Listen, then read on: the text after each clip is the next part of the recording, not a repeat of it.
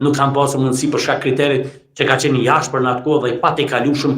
përvoja 5 vjeçare. Duhet të nisim nga këtu, nëse dëshirojmë të flasim drejt qytetarëve të Republikës Kosovës, ta them edhe ata që u tha dhe nga bashkëbiseduesit aty se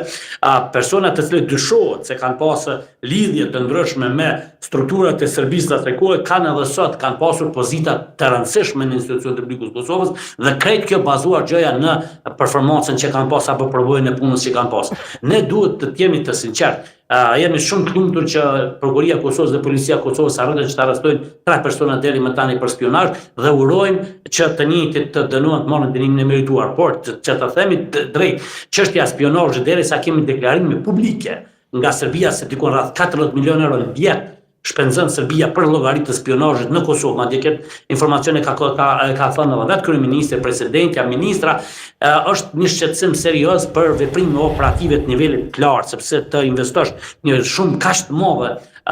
në sistem operativ të spionazhit vërtet është një goditje serioze dhe një sfidë shumë e madhe për Republikën e Kosovës. Prandaj mund të themi, përtej asaj, nëse vërtet institucionet e Republikës Kosovës, Agjencia e Kosovës për Inteligjencë, e cila ka